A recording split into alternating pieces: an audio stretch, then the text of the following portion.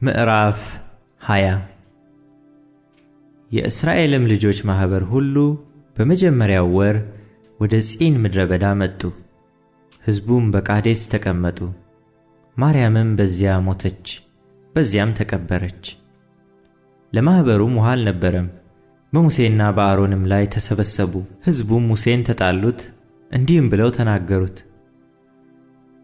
ወንድሞቻችን በእግዚአብሔር ፊት በሞቱ ጊዜ እኛም ምነው በሞትን ኖሮ?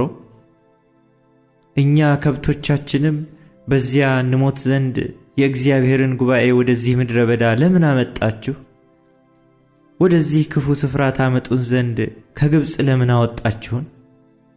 ዘርና በለስ ወይንም ሮማን የሌለበት ስፍራ ነው፣ የሚጠጣም ውሃ የለበትም። ሙሴና አሮንም ከጉባኤው ፊት ወደ መገናኛው ድንኳን ደጃፍ ሂደው በግንባራቸው ወደቁ። የእግዚአብሔርም ክብር ተገለጠላቸው። እግዚአብሔርም ሙሴን እንዲህ ብሎ ተናገረው። በትርህን ውሰድ፣ አንተና ወንድምህ አሮን ማኅበሩን ሰብስቡ፣ ድንጋዩም ውሃን እንዲሰጥ እነርሱ ሲያዩ ተናገሩት። ከድንጋዩም ውሃ ታወጣላቸዋለህ። እንዲሁም ማኅበሩን ከብቶቻቸውንም ታጠጣላቸዋለህ። ሙሴም እንደ ታዘዘ በትሩን ከእግዚአብሔር ፊት ወሰደ። ሙሴና አሮንም ጉባኤውን በድንጋዩ ፊት ሰብስበው እናንተ ዓመፀኞች፣ እንግዲህ ስሙ፣ በውኑ ከዚህ ድንጋይ ውሃን እናወጣላችኋለን አላቸው። ሙሴም እጁን ዘርግቶ ድንጋዩን 2 ጊዜ በበትሩ መታው፣ ብዙም ውሃ ወጣ። ማኅበሩም ከብቶቻቸውም ጠጡ። እግዚአብሔርም ሙሴንና አሮንን በእስራኤል ልጆች ፊት ትቀድሱኝ ዘንድ በእኔ ያላመናችሁምና ስለዚህ ወደ ሰጠኋችሁ ምድር ይህን ጉባኤ ይዛችሁ አትገቡም አላቸው። የእስራኤል ልጆች በእግዚአብሔር ላይ ጠብ ያደረጉበት እርሱም ቅዱስ መሆኑን የገለጠበት ይህ የመሪባ ውሃ ነው። ሙሴም ከቃዴስ እስከ ኤዶምያስ ንጉሥ መልእክተኞችን እንዲህ ብሎ ላከ። ወንድምህ እስራኤል እንዲህ ይላል፣ ያገኘንን መከራ ሁሉ አንተ ታውቃለህ። አባቶቻችን ወደ ግብፅ ወረዱ፣ በግብፅም እጅግ ዘመን ተቀመጥን። ግብፃውያንም እኛንና አባቶቻችንን በደሉ። ወደ እግዚአብሔርም በጮኸን ጊዜ ድምፃችንን ሰማ፣ መልአክንም ሰዶ ከግብፅ አወጣን። እነሆም በምድርህ ዳርቻ ባለችው ከተማ በቃዴስ ተቀምጠናል። እባክህ በምድርህ ላይ እንለፍ፣ ወደ እርሻም ወደ ወይንም አንገባም፣ ከጉድጓዶችም ውሃን አንጠጣም። በንጉሡ ጎዳና እንሄዳለን፣ ዳርቻህንም እስክናልፍ ድረስ ወደ ቀኝም ወደ ግራም አንልም።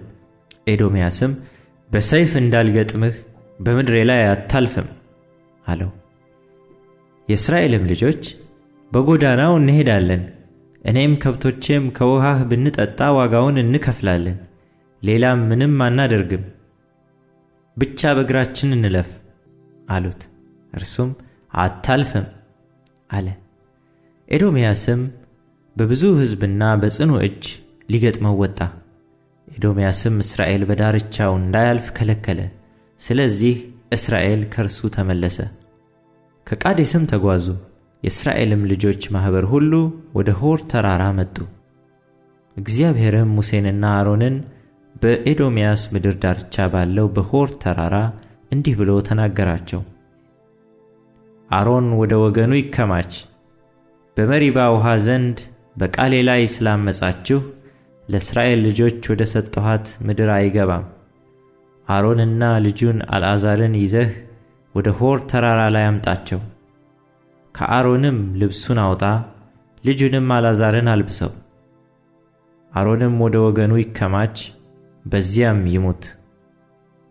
ሙሴም እግዚአብሔር እንዳዘዘው አደረገ። ማኅበሩም ሁሉ እያዩ ወደ ሆር ተራራ ወጡ። ሙሴም የአሮንን ልብስ አወጣ፣ ልጁንም አልዓዛርን አለበሰው። አሮንም በዚያ በተራራው ራስ ላይ ሞተ። ሙሴና አልዓዛርም ከተራራው ወረዱ።